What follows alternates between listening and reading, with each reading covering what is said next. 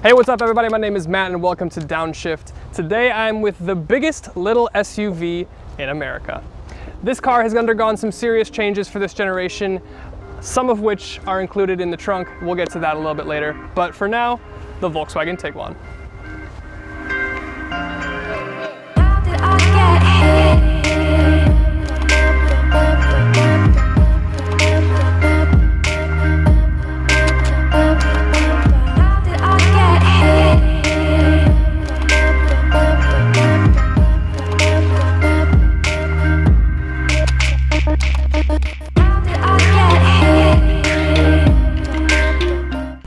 So here we are in the Volkswagen Tiguan.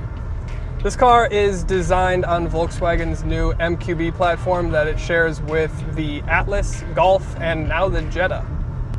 With the addition of this MQB platform, Volkswagen has added 7.5 inches to the wheelbase and 11 inches overall. Also, this car is 3 inches wider than the previous generation, so it's quite a bit bigger just in every measurement. And that's why they can get away justifying fitting a third seat in here. Now, this car does come with an optional third row seat. This tester does not have it. So with the increased size, you can obviously imagine that it's got a lot more cargo capacity, and it does. 73.5 feet with all the seats down.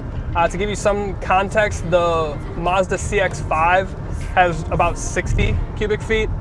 It does lose out to the CR-V by like 1.5 feet. So you're really not noticing it. This is what I would consider segment leading or competing for the lead in the segment. As I said, the third row seat is optional. It's a $500 option on all-wheel drives. It's standard on front-wheel drives. That's what the deal is here on this one.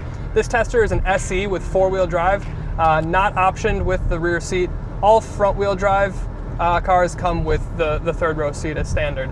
So with regards to the third row, this Volkswagen Tiguan, the Nissan Rogue, and the Mitsubishi Outlander are the only cars in the segment to offer a third row seat. It's not necessarily what you would call inhabitable in the rear seat. You're gonna wanna stick small children back there, but it's nice to have the option too. If you're having any more than 5 people in the car, there's a chance that 2 or 3 of them are kids anyway, so I think you'll be fine. SEL trims do come with adaptive front LED headlights. All trims come standard with LED light bulb at the bottom of the headlight casing. However, the SEL has full LED headlights. And when I say adaptive, that essentially means that as you turn, and especially at night, the headlights will rotate and swivel in the direction that you're turning. Additionally, you will have auto high beams as well. My tester has 17-inch alloy wheels. Alloy wheels are standard on all trims. To get the 19-inch alloy wheels, you're gonna go with the SEL and SEL Premium trims. The R-Line will be equipped with 20-inch wheels that look pretty snazzy. Another thing that lends to this car feeling so massive on the inside is the panoramic sunroof. I mean, you can see it in the shot right now. It's huge. It goes all the way back behind the rear seat's headrest. It really makes the cabin feel a lot more open and airy. So this car is, of course, equipped with Volkswagen Smart Key Access. It means you never have to take your key out of your pocket. That's always one of my favorite features. I hate putting my key in my pocket, taking it out, putting it in. Although with the Smart Key Access and the push-button start, you still get Volkswagen's little switchblade key fob, which I absolutely love that they kept. It's classic. It's just the coolest thing ever. It's fun to play with. Additionally, this car comes with the 12.3-inch infotainment screen. It's brand new for this generation. It's fantastic.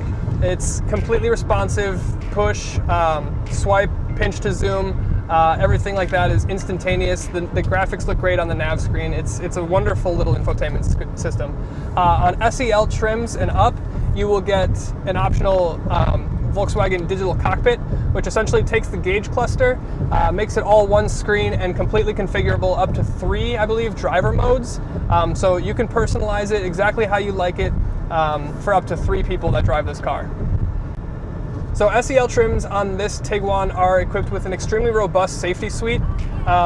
Things on the safety suite include 360 camera, park assist, automatic emergency braking and forward collision mitigation, lane keep assist, adaptive cruise, rear pedestrian detection, and automatic high beams, like I said earlier, blind spot monitoring, and rear traffic cross alert. that's pretty serious. A lot of cars in the segment offer some of these safety features, but not all of those. So really well done on Volkswagen's part by equipping this car really, really thoroughly. Another nice feature is 3-level heated seats. There are no cooled seats on this car, no matter what trim you get, but 3-level heated seats are really nice. Additionally, on SEL trims, you can get a heated steering wheel as well. One gripe I have is the turning radius on this thing. It's not great. I know this is Volkswagen's MQB platform and it's nice, but they've made it so long that you can't do a full U-turn in the street. So also a nice feature for the rear seats, of course, is dual climate control vents, a USB as well as a 12-volt outlet charger. Just nice. The best thing about the back seat, honestly, is just the space. I had so much room back there. The panoramic sunroof made me feel completely fine and able to stretch out. There was no claustrophobia at all. Really, really nice. One of my favorite things about this car is the terrain selection. So you can choose between snow, normal on-road, off-road, or custom off-road. The cool thing about the custom off-road is you can completely set everything that you want, like hill descent and a whole bunch of other stuff. Additionally, on the custom normal on-road driving, you can also set a custom climate control. So you can set your climate control to eco, which of course will just pretty much turn off your AC to improve fuel economy, which is kind of strange, but hey, whatever works. I do want to take a second to talk about the refinement of this car. It really is nice in terms of cabin refinement. The whole dash is soft touch, squishy. The leather is really nice and supple. It's really a clean layout. It's nothing that's going to dazzle you. It's nothing like overly glamorous or sexy in your face, but you do get really nice features in here and really nice kind of build materials. I really love the flat bottom steering wheel on this. You really don't need it because this car is not fast at all, but it is kind of cool. Like I said, this car is not super fast, but it's about practicality, and it definitely accomplishes that with all this extra space. And I think, the new sightlines of this car, it's a lot more boxy than the previous, and it's a lot more boxy and trucky, like original, I don't want to say Jeepy, but it's got those kind of geometric dimensions to it that not a lot of cars in the segment have. You get the Nissan with the really aggressive angles in it, and then you get the CR-V with all sorts of cutouts and leafs to it. But this car this truck, I should say, looks like a truck. It looks like it's muscular, it's ready to go off-road or whatever. So I like the way that this car looks in comparison to the rest of the segment. Now let's talk about the driving dynamics of this car. There is one engine choice. You get the 2-liter turbo inline 4-cylinder that Volkswagen gives you with 184 horsepower. Not a whole lot. My 08 Passat has the same power plant and gets 200 horsepower. However, it also gets 200 pound-feet of torque, whereas this Tiguan gets 221 pound-feet. That's what you're gonna want in a car like this. You're gonna want that torque, that low-end grunt to get you up to speed. Now, with the turbo, you do notice it. You put it in sport, and it does lag a little bit.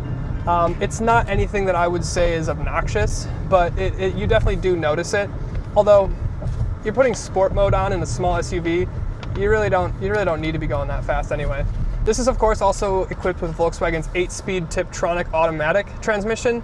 This will give you 21 mpg in the city and 27 on the highway for all-wheel drive models, which is below standard in the segment. However, we're talking about this thing being huge, right? It's 4,000 pounds to equip all this space and all this cavernous palatial interior. The weight has to come somewhere. So that's why you're gonna get these lower fuel economy numbers. And that's probably why the custom drive selection lets you turn off climate control to save fuel. But overall, this thing is extremely comfortable. It's extremely well finished, well thought out. It's not offensive to look at. It's really nice and well organized. I personally like the steering wheels of these new VWs. The infotainment screen is huge, massive, and responsive. It's wonderful. One gripe I do have about it is more expensive than the rest of the segment, just because Volkswagen's gone through a lot of work and effort into bringing you, a segment-leading vehicle in terms of size and practicality. It's got a lot of new technology in it and their new infotainment system, especially in higher trims. You get the Audi digital cockpit. Audi-esque, I should say. It's Volkswagen now. But you get a lot of goodies with this car, so that's reflective in the price tag. So I would not say that it's not worth it. I would absolutely say this is definitely worth a look.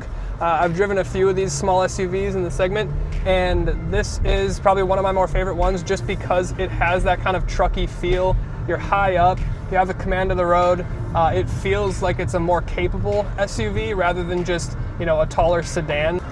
So there it is, guys. I really like this car. The thing that I like most about it is the kind of the truckiness to it, the dimensional aspects. It's kind of boxy. It's more classic SUV. I really like that feature about it. It is a little bit more expensive than the rest of the segment, but that's because you're getting a lot more space, a lot more interior volume, a lot more added practicality with things like that. You got a bunch of different drive modes, a lot of customization, a whole lot of new technology. The infotainment system is completely revamped. It's very, very segment leading in terms of the technology. Additionally, you know, you've got things in the higher trims such as the Volkswagen digital cockpit. That's still one of the coolest things that I've seen in the industry, bar none. So I really do think this car makes a serious value proposition. A base S model starts at about 25 grand, and if you add $1,000 or $1,300 for all-wheel drive, you can get your SEL Premium, the top trim, optioned up with all-wheel drive and everything, for about $36,250. That is a lot, but you're getting a lot of car along with that. So with that, I hope this video was helpful for you guys. Go check out my friends at Hall Volkswagen in Brookfield, Wisconsin. They have a bunch of these Tiguans out on their lot in their inventory right now. They've taken fantastic care of me and continue to do so with each vehicle I shoot of theirs, and they will take fantastic care of you. So go check them out if you're ever in the Milwaukee area and you're looking for a Volkswagen. So there you have it, ladies and gentlemen. That is the Volkswagen Tiguan. This car has undergone serious updates for this generation. All of the stuff that you're getting now is added practicality, added utility, so much more space. The addition of the third row is huge. So if you really enjoyed this, I hope you really enjoyed this review, and I hope this helps make your decision if you're looking for a small SUV. So if you like this, please comment, subscribe, and I look forward to seeing you next time.